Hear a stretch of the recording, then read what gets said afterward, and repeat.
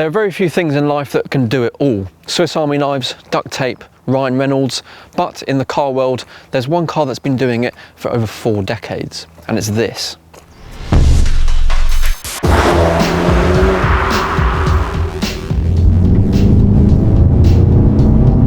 Today we have this, the MK7.5 Golf GTI. It's not the fastest hot hatch, not the flashiest, and certainly not the most Instagrammable, but it could possibly be the best all-rounder money can buy.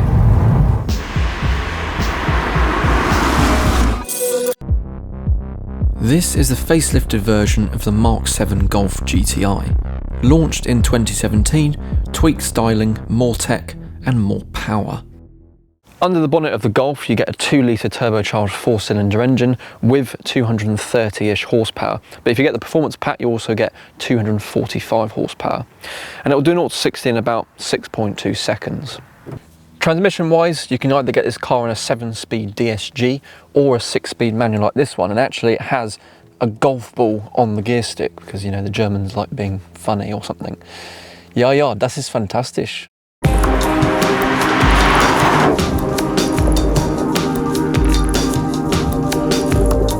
The power, of course, goes to the front wheels, and in the performance model you can get a limited slip differential, and that helps avoid turning every roundabout into an understeer showcase. But this base model I've got here still does perform really well in the corners. Now, driving the GTI feels like wearing a well-tailored suit. It's not flashy, but it does make you feel really good. But the steering still feels very light and accurate, and the chassis is nice and balanced. You've also got different driving modes. If I press this mode button down here, you've got Eco, Normal, and Sport mode, and that's when it properly wakes up.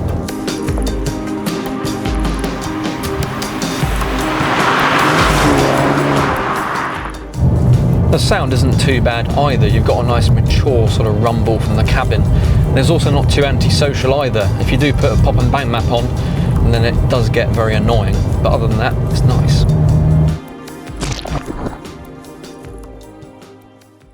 Inside, the GTI still feels very much like a Golf. Everything feels very solid and nothing really squeaks. You've also got these nice tartan seats, which is a nice throwback to the Mk1 GTI, and they kind of feel like you're stepping into a pair of glam rock trousers. It's also very well equipped for such a small car. You've obviously got this big screen here which has your usual radio, media, Bluetooth, all that kind of thing. You've also got voice activation. You've also got a nice menu to sort of customize how your dash looks. And you've got Android Auto and Apple CarPlay. The only thing with that is you've actually got to plug in your phone with this wire, which kind of defeats the point of it. You've also got here these physical buttons for the climate control system, which is very nice to see, and also some physical buttons down here in the center console. The only thing I don't like is the electric parking brake, because they're just shit. And what I do really like about the overall interior is it has a nice contrast of modern tech and also analog feeling. So, you know, a lot of modern cars nowadays are sort of very digital, but this has, you know, physical buttons and, you know, driver focused instruments. Another thing I really dislike about the entertainment system here is this button. When you turn it, it doesn't actually stay where you want it to be. So basically it just goes all the way around, and you have the middle section, the little on button that follows it. Really annoying. In general, the space in here is very good. You've got these nice door pockets which have quite a lot of room in there. You've also got a glove box there. Actually, you have an SD card as well, holder. And what I do really like is you've got sunglasses holder in here, so you can look cool before you start driving.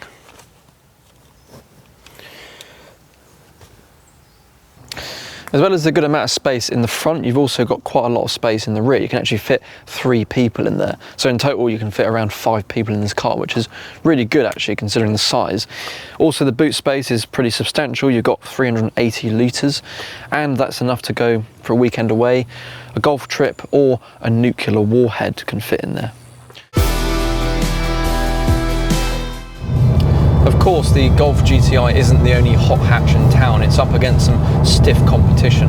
For example, you've got the Focus ST, which is a lot louder and a lot more sporty, but I feel like this is a bit more refined. Next, you've got the Leon Cupra, which has basically got the same engine underneath, but it does cost a lot more. So at that point, you're basically just paying for for a badge, so I don't really see the point in that.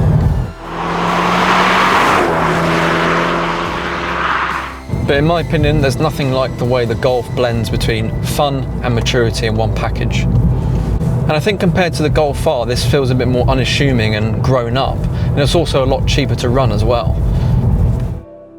Now, running the Golf GTI is surprisingly pain-free. You'll get around 35 to 40 miles per gallon if you're sensible, and 25 if you're not so sensible. It's also 5 insurance groups lower than the previous car, which means it's very cheap to insure. And because it's a Golf, it won't fall apart if you look at it funny.